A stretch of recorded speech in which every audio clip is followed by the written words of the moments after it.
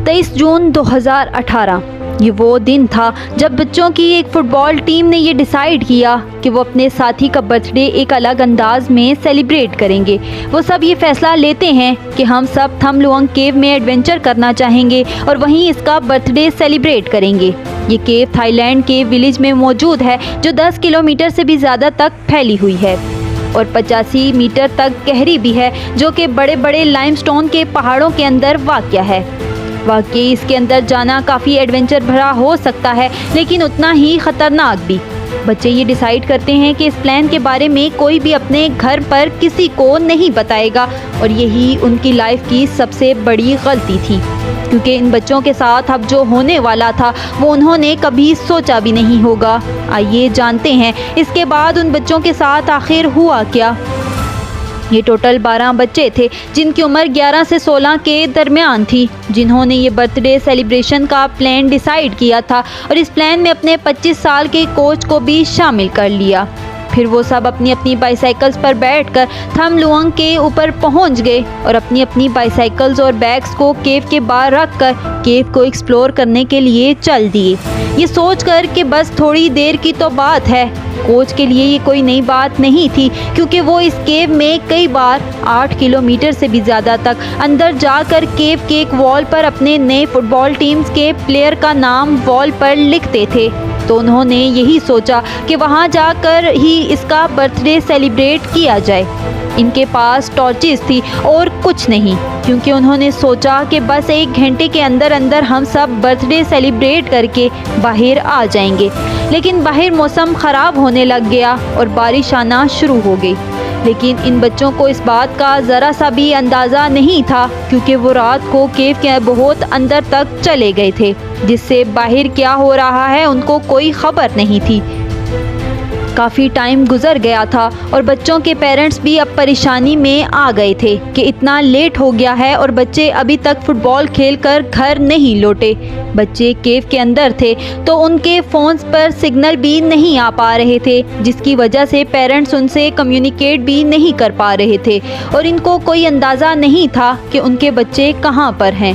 लेकिन जब उन्होंने फुटबॉल क्लब में पूछा तो उन सबको ये पता चला कि उनके बच्चे थम लुआंग केव में एडवेंचर करने के लिए गए हैं, जिसे सुन के वो सब बहुत घबरा गए। जब सारे पेरेंट्स केव पर पहुंचे तो उन्होंने देखा कि बच्चों के बैग्स और बाईसाइकिल केव के बाहर पड़ी थी, जिसका सीधा सा मतलब था कि बच्चे अभी भी केव के अंदर हैं और ये देखकर वो डर गए। लेकिन जब उन्होंने केव को देखा तो उन्होंने नोटिस किया कि बारिश की वजह से केव में ज़ोर से पानी का बहाव जा रहा था और केव पानी से भरता जा रहा था, जो कि बहुत ही परेशानी की बात थी, क्योंकि जुलाई में जब मानसून आता है तब ये केव पूरा पानी से भर जाता है, जिससे हर साल बहुत सारे लोग यहाँ पर मर जाते हैं। और पेरेंट्स को डर था कि उनके बच्चों के साथ ऐसा कोई हादसा ना हो गया हो।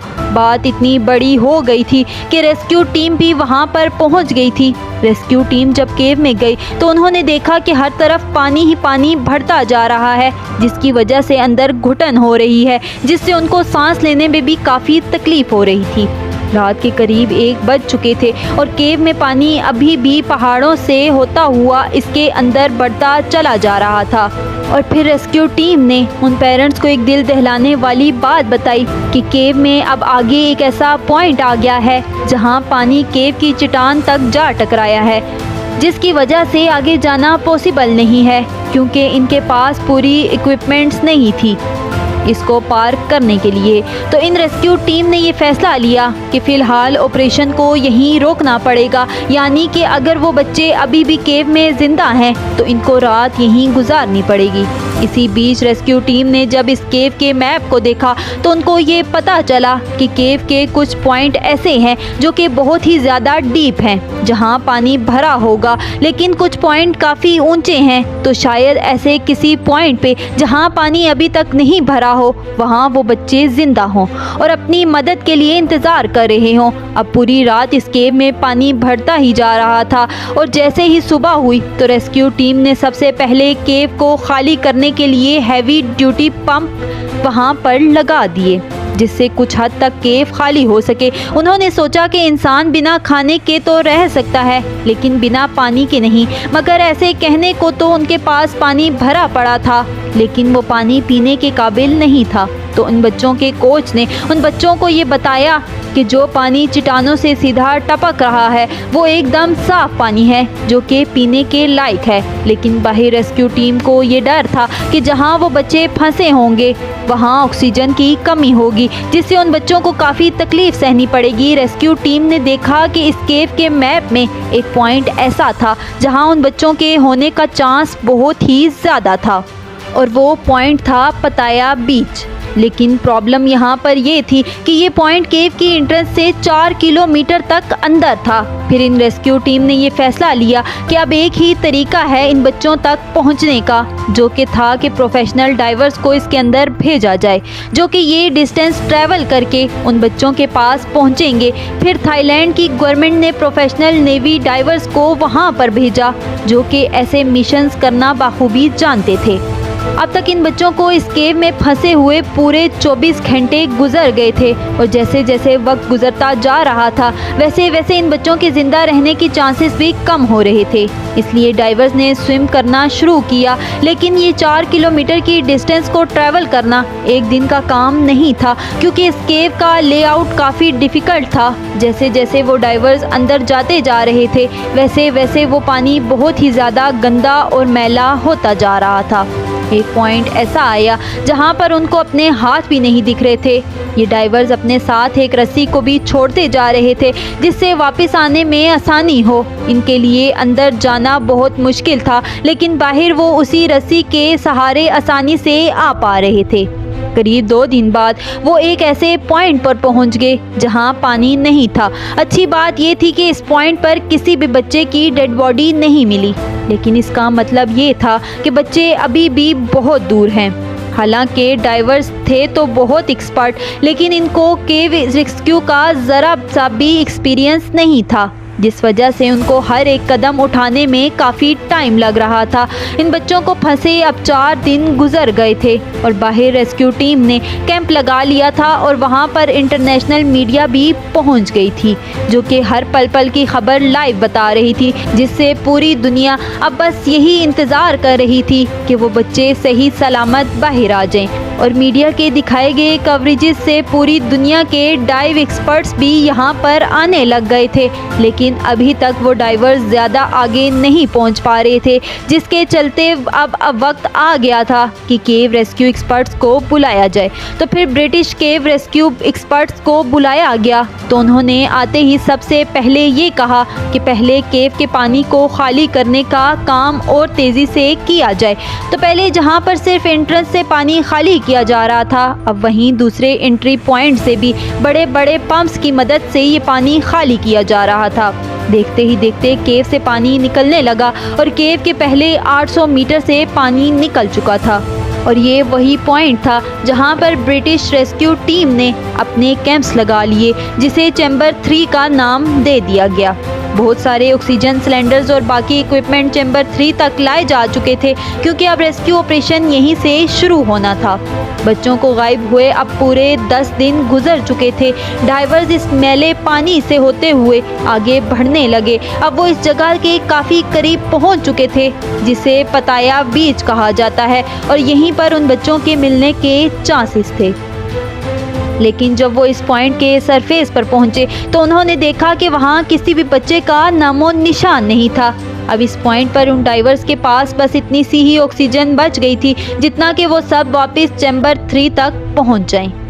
अगर अब वो और आगे जाएंगे तो उनके पास ऑक्सीजन ख़त्म हो जाएगी, जिससे वो वापस नहीं जा पाएंगे। लेकिन उन डाइवर्स में से एक डाइवर ने हिम्मत दिखाई और वो थोड़ा और आगे गया।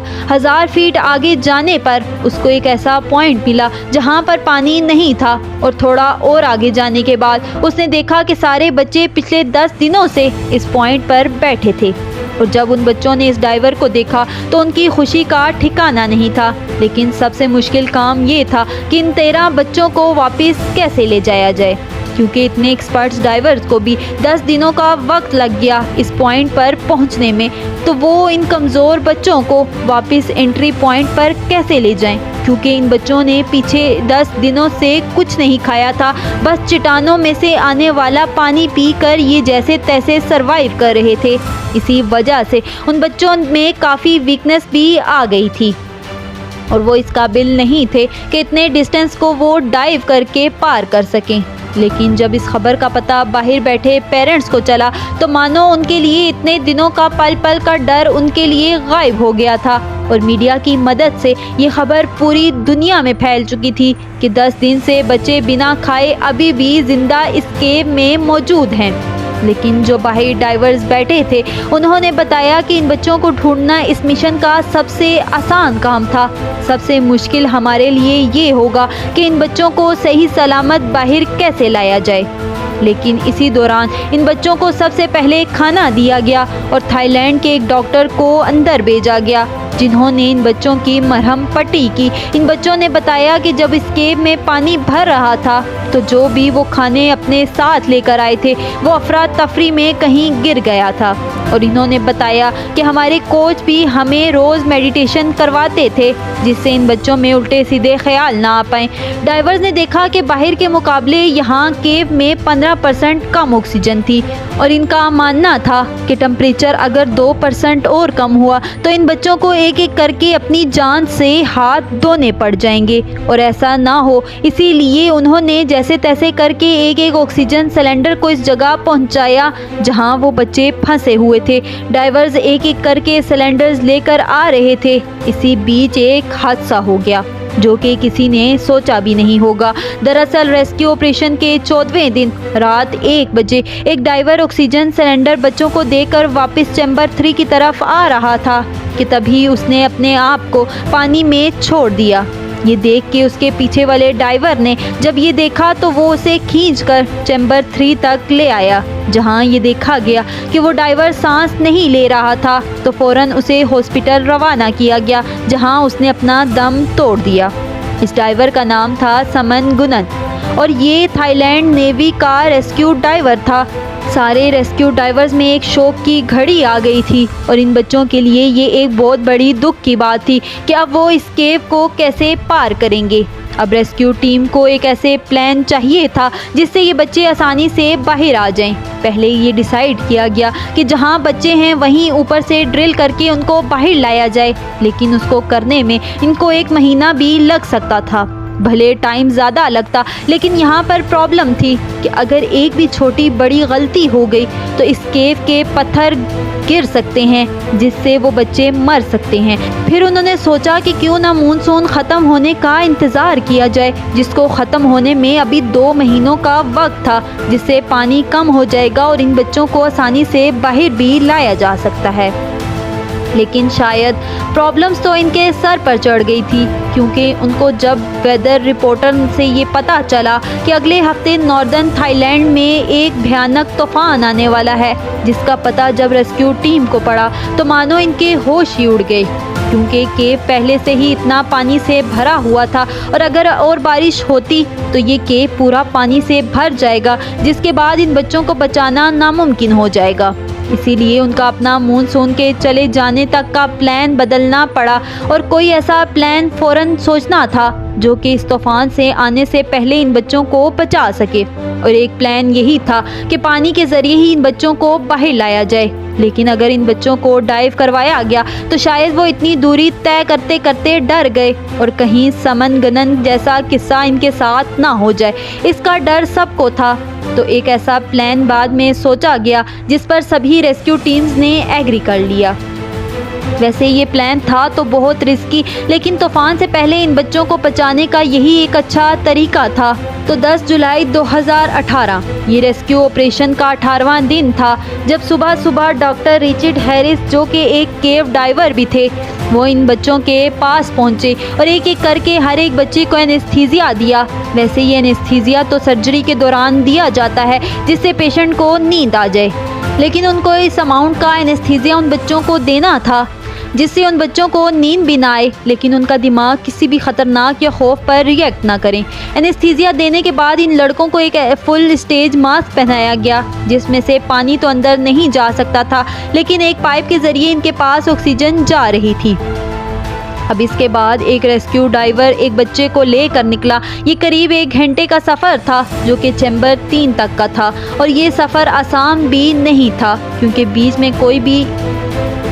बीच में कोई जगह सिर्फ 2 फीट जितनी ही चौड़ी थी। पानी के अंदर ज़्यादा कुछ नज़र नहीं आ रहा था और बच्चों को एनेस्थीसिया दिया हुआ था जिससे वो आधा नींद में थे और इन जगहों में ज़्यादा रिएक्ट नहीं कर रहे थे। फिर आखिरकार फंसा हुआ एक लड़का पूरे 18 दिन बाद बाहर निकला, जहां से एक हाईलाइनर के ज़रिए इसको एंट्रेंस तक ले जाया गया और वहां से तुरंत हॉस्पिटल के लिए रवाना कर दिया गया। और ये जानकर पेरेंट्स भी बहुत ज़्यादा खुश थे और ऐसा कर के हर एक बच्चे को सही सलामत बाहर लाया गया। और इन बच्चों को बचाने के चक्कर में समन गुनन ने अपनी जान दांव पर लगा दी थी, जिसके बाद इस केव के सामने उसका एक स्टैचू भी बनवाया गया। वाकई इन केव रेस्क्यू डाइवर्स के सामने ना जाने कितनी मुश्किलें आई, लेकिन उन्होंने इन मुश्किलों का डटकर सामना किया और कैसे भी करके इन बच्चों को बचाया। अगर आपको आज की वीडियो पसंद आई तो आप वीडियो को लाइक और शेयर ज़रूर करें। मैं मिलती हूँ आपको एक नई वीडियो में एक नए टॉपिक के साथ।